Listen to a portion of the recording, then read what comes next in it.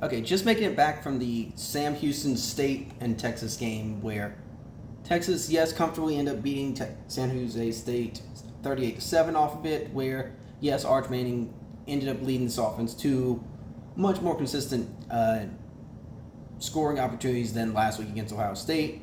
Overall, he was 19 for 30, 295 yards, 4 touchdowns, 1 pick.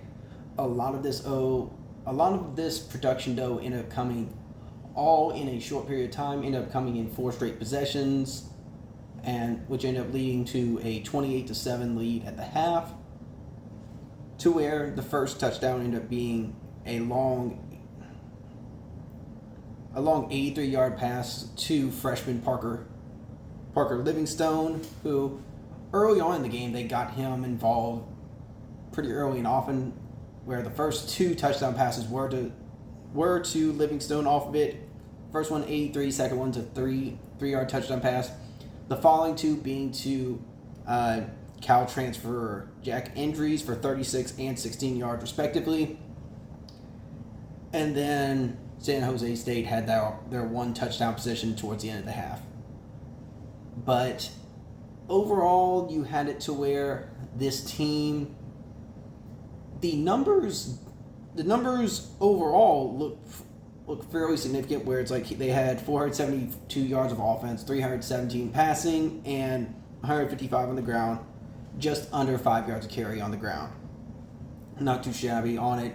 Yes, Manning threw a late first half pick on his lone interception of the day, but it was him going to try and avoid pressure off of it. He steps up, he tries to make a play in the last minute of the half, and then underthrows his receiver in the front corner of the end zone off of it, and that's what ended up leading to the end of the half. They weren't able to get anything else off of it. But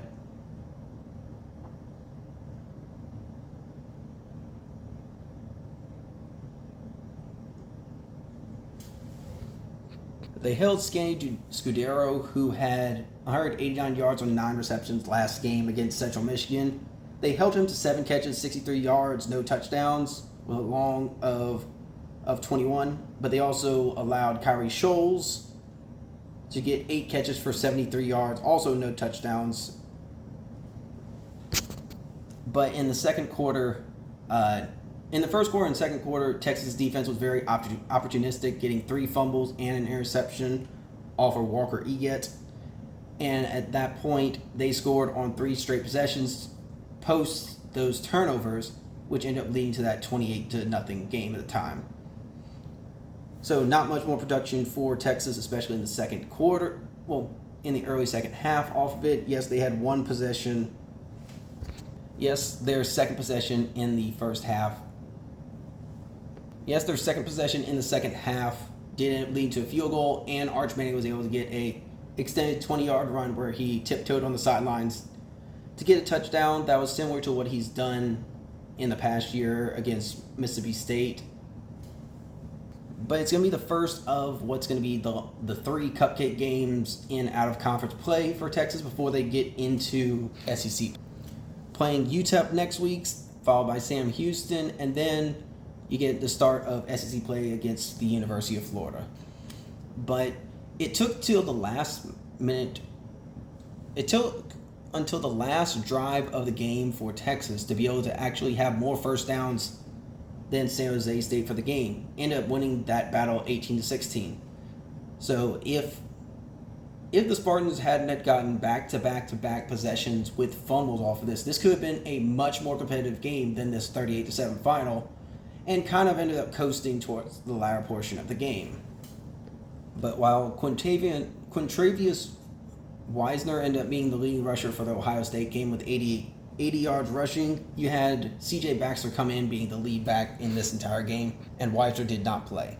Baxter ended up leading with 13 carries, 64 yards, so just under 5 yards of carry, and Jarrett Gibson, Christian Clark also had a few carries towards the latter portion of the game.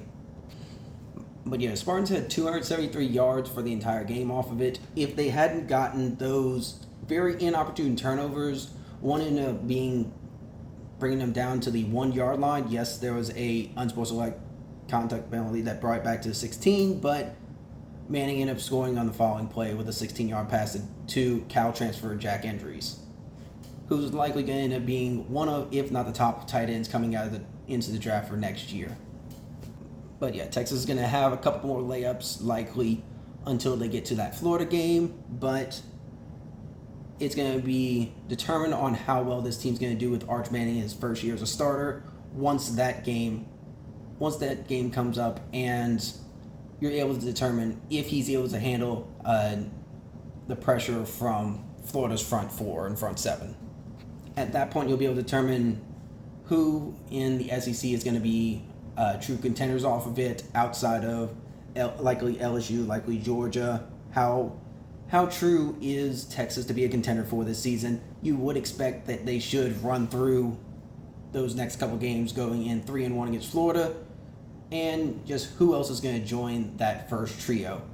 But yeah, while I'm in Texas off of it, I figured I'd go to this game on it. And yeah, thank y'all for watching on this. This is going to be probably the only Texas video I make probably at least in the next few weeks off of it. I don't expect to make another trip up here to Austin, but once it gets closer to more of the SEC schedule on it and more of the potential SEC championship mentioning and maybe playoff, we'll see how that ends up going. But thank y'all for watching. Next video is coming soon. Probably just reacting to LSU's game or to Tulane's game against South Alabama.